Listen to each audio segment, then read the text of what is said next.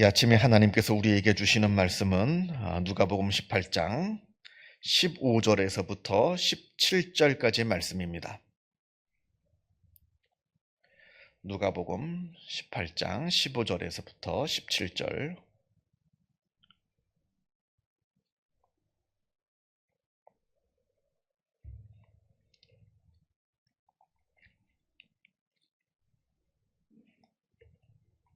누가복음 18장 15절에서부터 17절 같이 한 목소리로 읽겠습니다.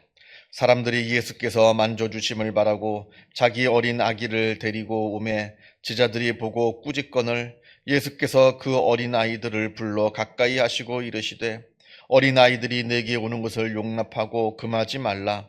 하나님의 나라가 이런 자의 것이니라. 내가 진실로 너희에게 이르노니 누구든지 하나님의 나라를 어린아이와 같이 받아들이지 않는 자는 결탄코 거기 들어가지 못하리라 하시니라. 아멘. 오늘 본문에 보면 사람들이 예수님께 자기 아이들을 어린 아이들을 데리고 와서 좀 만져주십시오, 축복해 달라는 거죠. 우리 아이들을 좀 만져주시고 안수도 해주시고 축복기도 해주시옵소서, 이렇게 그런 마음으로 아이들을 데리고 왔는데 제자들이 이런 부모들을 이제 제지합니다. 못 오게, 예수님 가까이 오지 못하게 막습니다. 아마 예수님께서 피곤하셔서, 왜냐하면 예수님께서는 많이 말씀도 가르치시고 병자도 고쳐주시고 또 기도도 하시고 그래서 늘 피곤하셨을 텐데 이렇게 또 쉬시는 시간까지 또 사람들이 와가지고 예수님을 귀찮게 하면 안 되겠다 하는 그 과잉 충성하는 마음이죠. 그 과잉 충성하는 마음에 이렇게 어린 아이들이 예수님께 가까이 오지 못하게 이렇게 막은 것이 아닌가 또 생각이 들고요. 또 두 번째는 이 당시 어린 아이들이라고 하는 존재는 그렇게 대접받고 존중받는 존재들은 아니었습니다. 물론 자기 자녀들은 귀하죠. 그건 부모가 자기 자녀마저도 그렇게 업신여기고 그랬다는 얘기는 아닙니다. 세상에 자기 자녀를 사랑하지 않는 부모는 없습니다. 이거는 인간의 본능이고요. 물론 자기 자녀는 사랑합니다만 그건 내 자녀이기 때문에 내가 사랑하는 거지, 남들이 볼 때 일반적인 어린 아이들 그렇게 귀하게 여기지 않았습니다. 그냥 업신여기고 이렇게 귀찮게 여기고. 그래서 아마 그랬던 것 같아요. 우리 옛날에 시골에 가면 약장수가 짝을 팔다가 애들 가까이 오면 애들은 가라 하는 것처럼 자꾸 예수님께 아이들을 데리고 오니까 애들은 가라는 거죠. 귀찮게 하지 말고 이 어린아이들 대단하게 보여지지도 않고 하는 그러한 모습이었던 거 아닌가 이렇게 생각이 듭니다. 예수님 당시에 이 어린아이들이 사람들로부터 존중을 받지 못하는 이유 중에 큰 이유는 이 이스라엘에 한정된 이야기이긴 합니다만 이 어린아이들은 율법을 알지도 지키지도 못하는 존재이기 때문에 그러했습니다. 그래서 바리새인들은 어린아이들은 성인이 되기 전에 죽으면 천국에 못 들어간다고 봤어요. 왜냐하면 얘들은 율법을 알지도 지키지도 못하기 때문에 그럽니다. 그래서 천국에는 어린아이들은 들어가지 못한다. 율법을 지켜야만 천국에 들어갈 수 있는데 어린아이들은 율법을 알지도 또 지킬 수도 없기 때문에 들어가지 못한다. 이렇게 이야기를 했습니다. 많은 율법학자들이 그렇게 봤어요. 그런데 오늘 말씀을 보면 예수님은 달랐다는 거예요. 예수님은 굉장히 놀랍습니다. 예수님의 말씀은 16절에 뭐라고 예수님께서 말씀하시냐면 예수께서 그 어린 아이들을 불러 가까이 하시고 이르시되 어린 아이들이 내게 오는 것을 용납하고 금하지 말라. 하나님의 나라가 이런 자의 것이니라. 바리새인들은 어린 아이들은 천국에 못 간다고 봤습니다. 그런데 예수님은 반대로 천국은 이런 어린아이들의 것이다 라고 말씀합니다. 그래서 어른들도 이 어린아이처럼 되지 않으면 천국에 못 들어간다고 봤어요. 예수님께서는. 바리새인들은 아무리 어린아이들이라 할지라도 어른처럼 율법을 알고 율법을 지켜야 천국에 들어간다고 봤는데, 그러니까 아이가 어른처럼 돼야지 천국에 들어간다고 봤는데 바리새인들은, 예수님은 반대로 어른들도 아이처럼 되지 않으면 천국에 들어가지 못한다. 반드시 이런 어린아이와 같이 되어야 천국에 들어간다. 이렇게 아주 그 당시에는 아주 굉장히 파격적인 그런 말씀을 하십니다. 제가 이제 지난 시간에도 말씀을 드렸습니다만 우리가 이 성경 말씀을 워낙 오래전부터 이렇게 읽고 그러니까 예수님의 말씀이 익숙합니다. 그래서 예수님의 말씀 가운데 그 파격을 느끼질 못해요. 그런데 이 당시 사람들, 처음 예수님을 만나고 처음 예수님의 말씀을 들은 사람들이 갖는 예수님의 말씀 속에서 느끼는 그 파격은 이루 말하지 못할 겁니다. 당연히 어린아이는 천국에 가지 못하는 줄 알았는데 어린아이가 천국에 들어간답니다. 그리고 어른들도 그냥 천국에 들어가는 게 아니라 어린아이처럼 되어야 천국에 들어간다. 아주 굉장히 그 당시에는 아주 파격적인, 충격적인 말씀을 예수님께서 주시는 겁니다.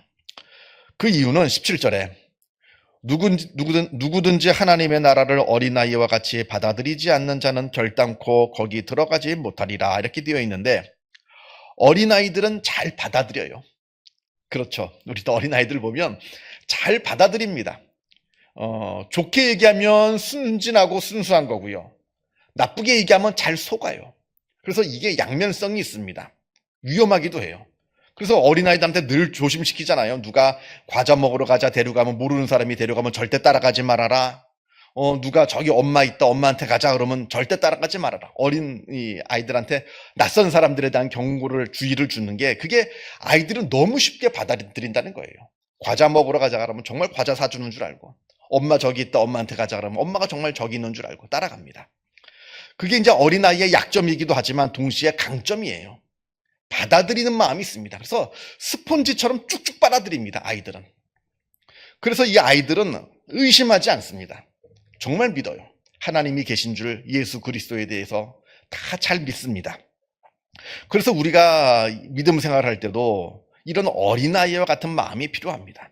예를 들어서 성경 말씀을 읽을 때 어린아이와 같이 열린 마음으로, 믿으려는 마음으로, 받아들이려는 마음으로, 그렇게 열린 마음으로 성경을 읽어야 되는데, 비판만 하는 사람이 있어요. 성경만 보면 이건 말도 안 된다, 이건 말도 안 된다. 물론 성경이라고 하는 것이 무조건 우리가 이성을 내려놓고 덮어놓고 믿으라는 얘기는 아닙니다. 우리 기독교 믿음은 굉장히 이성적인 믿음이에요. 늘 이성적으로 깨어서 이것이 정말 맞는지 항상 생각하고 판단해보고 믿어야 되는 것이 맞습니다만, 그러나 그냥 마음을 닫아놓고 무조건 비판하는 사람이 있습니다. 이런 사람은 절대로 은혜 받지 못해요. 교회 수십 년 다녀도 소용없습니다. 마음을 열어놔야죠. 믿으려는 마음이 있어야죠. 받아들이려는 마음이 있어야죠. 무조건 마음을 닫아놓고 받아들이지 않으려는 마음으로 믿음 생활을 한다면 절대 믿음 생활을 할 수가 없다는 겁니다. 그래서 어린아이와 같이 되지 아니하면 천국에 갈 수 없다는 얘기는 하나님에 대해서 마음을 열지 아니하고 받아들이지 아니하는 사람은 절대로 천국에 들어가지 못한다라고 하는 말씀이 되겠고요. 또한 두 번째로는 저는 이게 굉장히 중요하다고 보는데, 왜 어린아이와 같이 되지 아니하면 천국에 들어가지 못한다고 하실까? 어린아이라고 하는 것은 도대체 어떤 존재인가라고 할 때, 이 당시의 어린아이는 지금의 어린아이와 다릅니다. 방금 아까 앞에서 말씀드린 것처럼 지금이야 어린아이가 귀하죠. 그래서 또 요즘은 우리나라가 워낙 이제 출산율이 낮으니까 길을 가다가 아기만 보면 다 웃어요. 다 웃어줍니다. 다 빵긋빵긋하고 다 귀여워합니다.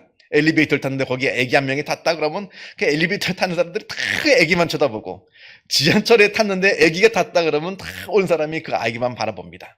귀하죠, 요즘 시대에는. 흔치 않아서도 귀할 뿐더러 아이를 중하게 여기는 이런 보편적인 마음이 우리 모든 현대인들에게는 있습니다. 그런데 앞에서 말씀드린 것처럼 이 당시 사람들은 아이들을 그렇게 귀중하게 여기질 않았어요. 귀찮게 여겼고 하찮게 여겼고 중요한 존재라고 여기질 않았습니다. 약자예요. 성경에서 말하는 약자의 대표적인 대명사가 어린아이, 고아죠. 특별히 부모가 없는 고아, 어린아이, 그리고 남편이 없는 과부, 그리고 고향이 없는 나그네. 약자 중에 약자입니다. 이 어린아이는 부모가 없으면 생존할 수가 없습니다. 그래서 아이들이 눈에 엄마 아빠가 보이지 않으면 불안해하는 이유가 뭐냐면, 알아요. 머리로 하는 게 아니라 아이들이 마음으로 압니다. 나는 혼자 살 수 없다는 걸 압니다. 그래서 눈에 부모가 보이지 않으면 불안해지고 막 울고 싶은 거예요. 막 눈물이 나고 울게 되는 겁니다. 엄마를 미아죠, 미아. 무슨 놀이동산 같은 데 가가지고 부모를 잃어버린 그 아이를 한번 보면 미친 듯이 자지러집니다. 완전히 그냥 겁에 질려가지고 자지러집니다. 왜 그러냐면 내 삶의 전부가 내 부모이기 때문에 그래요. 내 부모가 없으면 나는 더 이상 존재할 수 없다는 걸 알기 때문에 아이들은 부모를 잃어버리는 순간 완전히 세상이 무너지는, 두려움과 슬픔을 겪게 됩니다. 그래서 이 가정폭력이 참 어린아이들, 부모들이 학대하는 경우 있잖아요, 아이들을. 그게 참 어려운 게 뭐냐면요.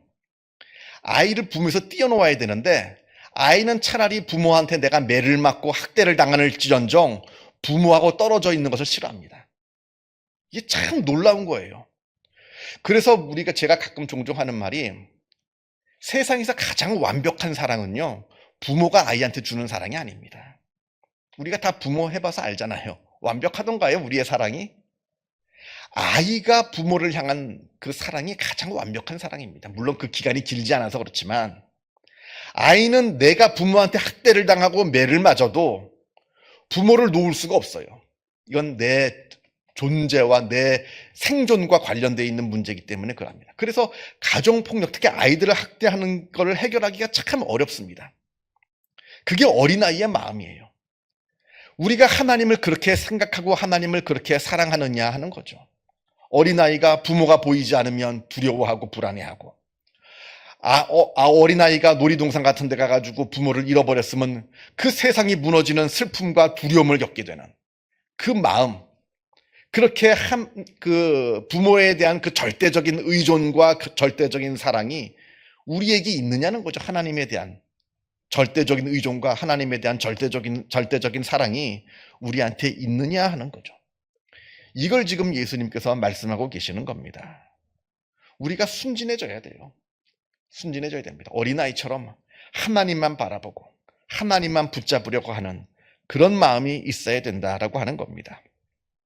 그래서 오늘 말씀의 그 이야기는 어떻게 보면 우리가 지난 시간에 봤던 바리새인과 세리의 비유와 또 연결이 됩니다. 옛날 사람들은 바리새인이 구원을 받고 세리는 지옥에 가는 줄 알았어요. 그런데 오히려 예수님께서는 세리가 구원을 받고 바리새인이 지옥에 간다 말씀하십니다. 오늘 말씀에서도 그 당시 사람들은 어른들이 율법을 지키는 어른들이 천국에 가고 율법을 알지도 지키지도 못하는 어린아이들은 천국에 갈 수 없다 말하고 있었는데, 예수님께서는 반대로 어린아이가 천국에 들어갈 수 있다라고 말씀하십니다.